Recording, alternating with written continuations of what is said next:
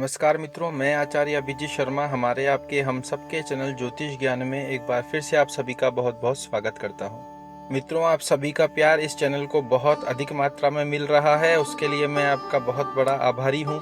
इस चैनल को बनाए तकरीबन मुझे 3 ही महीने हुए हैं और 19,000 से ऊपर सब्सक्राइबर हो चुके हैं। इस बात के लिए मैं आपका तहे दिल से आभारी रहूँगा।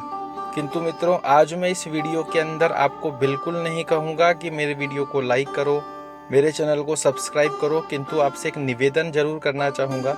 अगर आप एक माता पिता हैं तो इस वीडियो को पूरा अवश्य देखिएगा। मेरे इस वीडियो को आप लाइक मत करो, मेरे चैनल को सब्सक्राइब मत करो, किंतु मेरा आपसे निवेदन है कि इस वीडियो को प्रत्येक माता पिता तक अवश्य पहुँचा दीजिए। मैं चाहता हूँ जितने भी आपके जानकार समाज परिवार में माता पिता हैं उनके पास ये वीडियो चला जाए, क्योंकि मित्रों अभी वर्तमान समय में ही मेरे सामने कुछ 2-3 ऐसी स्थितियाँ सामने आई कि मेरी खुद की आंखें भर गई उन माता पिताओं की व्याख्यान सुनकर जिनकी संतान से वो परेशान है, और मुझे स्वयं को यह अनुभूति हुई कि मुझे आप सभी तक यह बात अवश्य पहुंचानी चाहिए। इसी भावना को ध्यान में रखते हुए मैं ये वीडियो बनाने जा रहा हूं। मुझे नहीं पता ये कितना बड़ा होगा, किंतु मैं छोटे से छोटे पॉइंट को आप तक पहुँचाने का प्रयास करूँगा। एक बार फिर आपसे निवेदन करना चाहूँगा कि इस वीडियो को अंत तक अवश्य देखें। प्रत्येक माता पिता की आंखों का तारा, सर्व ब्रह्मांड से प्यारा, कोहिनूर का एक टुकड़ा जिसका कोई मूल्य ही नहीं लगा सकता, वह माता पिता के लिए होती है उसकी संतान। प्रत्येक माता पिता अपनी संतान के लिए बहुत से सपने देखते हैं। न जाने पूर्ण जीवन में कितनी बार स्वयं की खुशियों का त्याग कर अपनी संतान की खुशियों का ख्याल रखते हैं। अपना पूरा जीवन स्वयं की संतान को एक श्रेष्ठ वृक्ष की तरह बड़ा करने में लगा देते हैं। अंततः वो वृक्ष बड़ा होता है और माता पिता को छाया नहीं दे पाता। इसके आगे की बात मैं नहीं कहना चाहूँगा, जाकर उन माता पिता से पूछिए जिन्होंने पूरा जीवन अपनी संतान पर न्यौछावर कर दिया, और जब संतान का नंबर आया तो उसे 1 सेकंड नहीं लगा यह कहने में कि मैं आपके लिए कुछ नहीं कर सकता, और आपने जो मेरे लिए किया वो आपका कर्तव्य था, मुझ पर कोई एहसान नहीं किया है आपने। यह बात आजकल आम हो चुकी है, किंतु कभी आपने इसके पीछे के रहस्य को जानने का प्रयास किया? यहाँ मैं आप सभी से कुछ प्रश्न पूछना चाहूँगा। क्या सभी बच्चे अपने माता पिता को वृद्धाश्रम में डाल देते हैं? क्या सभी बच्चे अपने माता पिता का आदर नहीं करते? क्या सभी बच्चे अपने माता पिता के सामने झूठ बोलना, गुस्सा करना, जुबान दराजी करते हैं? सभी प्रश्नों के उत्तर यही आएंगे कि सभी बच्चे तो ऐसा नहीं करते। तो यहाँ एक प्रश्न फिर बनता है कि जो बच्चे ऐसा करते हैं वह ऐसा क्यों करते हैं? अगर इस प्रश्न की गहराई में जाकर आप इसका जवाब ढूंढेंगे तो आपको 2 स्थितियां सामने आएगी। पहली स्थिति उस बच्चे की कुंडली के ग्रह योग, दूसरी स्थिति उस बच्चे को सही समय पर सही मार्गदर्शन की कमी। जब बच्चा छोटा होता है घर के सभी सदस्य उसे भरपूर प्यार देते हैं, किंतु अच्छे संस्कारों की कमी कहीं न कहीं देखने को अवश्य मिलती है।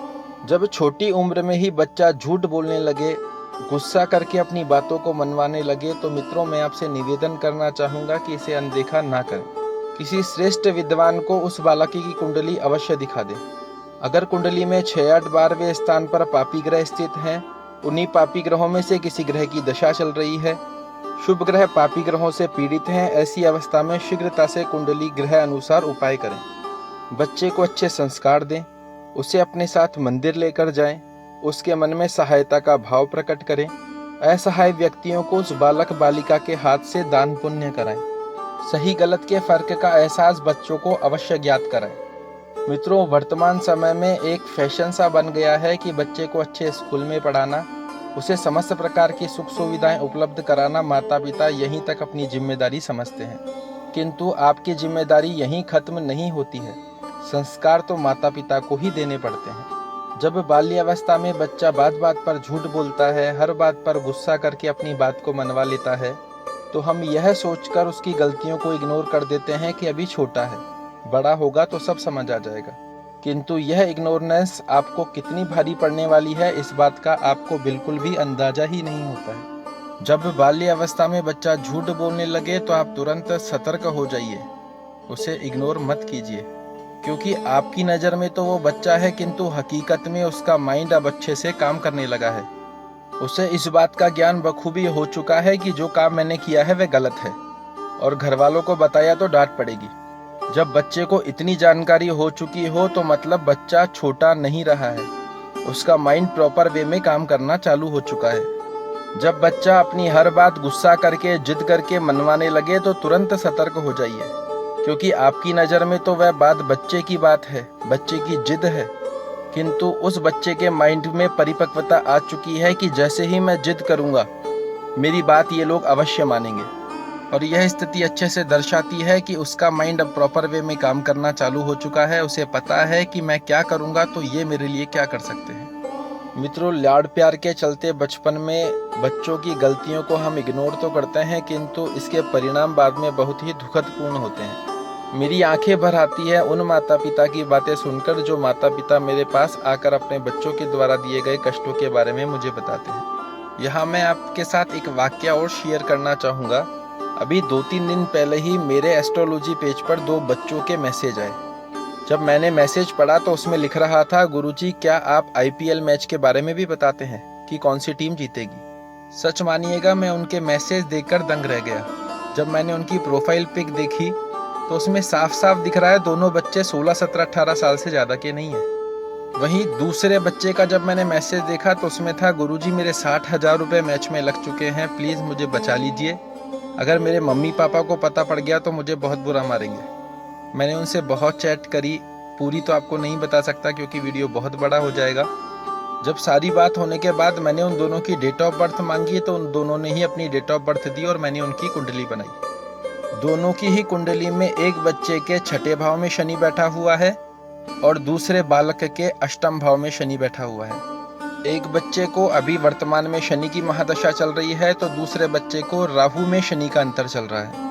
और 6ठे 8वें भाव में पापी और क्रूर ग्रहों का बैठना मित्रों एक पूर्ण रूप से सिग्निफिकेशन है कि बच्चा गलत कार्यों के अंदर, गलत व्यसनों के अंदर अवश्य पड़ जाएगा। जुआ, सट्टा, शराब, चोरी, डकैती, गलत कार्यों में पूर्ण रूप से लिप्त हो जाएगा। मेरा यह मानना यह है कि इन बच्चों के माता पिता सही समय पर इन पर पूर्ण रूप से ध्यान देते, इन्हें सही गलत से अवगत कराते रहते, सही समय पर कुंडली का विश्लेषण कराते तो ये बच्चे आज स्थिति में नहीं होते। मित्रों, छोटे बच्चे कच्चे घड़े का रूप है, आप इन्हें जिस तरह ढालेंगे ये वैसे ही बन जाएंगे। मेरा आपसे निवेदन है, अपनी जिम्मेदारियों से पल्लू ना झाड़ें, बच्चों को अच्छे संस्कार अवश्य दें। बच्चों को इतना विश्वास दिलाएं कि जाने अनजाने में अगर बच्चों से कोई गलती होती भी है तो उस गलती को उन्हें छुपाने की आवश्यकता ना पड़े। एक माता पिता की तरह ना होकर मित्रता का व्यवहार बनाएं और बच्चों की कुंडली का अच्छे किसी श्रेष्ठ विद्वान से एनालिसिस अवश्य कराएं। अगर बचपन में यह सावधानियां बरती जाए तो एक दिन आप समाज परिवार में गर्व से कह सकेंगे कि यह मेरा पुत्र पुत्री है। और वहीं मैं ऐसे माता पिता को भी जानता हूं जिनके मुंह से यह निकलता है कि भगवान हमने ऐसे कौन से पाप किए थे जो हमें ऐसी संतान मिली, इससे बढ़िया तो हमें संतान होती ही ना। इससे आगे मैं कुछ नहीं कहना चाहता। आशा करता हूँ मेरे द्वारा दी गई ये जानकारी आपको अवश्य पसंद आएगी। मित्रों, एक बार आपसे और निवेदन करना चाहूँगा, इस वीडियो को उन समस्त माता पिताओं के पास अवश्य पहुँचाएं जिन माता पिताओं की अपनी संतानों से बहुत उम्मीद है, या जिन माता पिता के बच्चों में अपनी ऐसी स्थितियाँ देखी है कि जो बच्चे झूठ बोल रहे हैं, गुस्सा करके अपनी बात मना रहे हैं, ऐसे माता पिताओं तक ये वीडियो अवश्य पहुँचाएं। नमस्कार।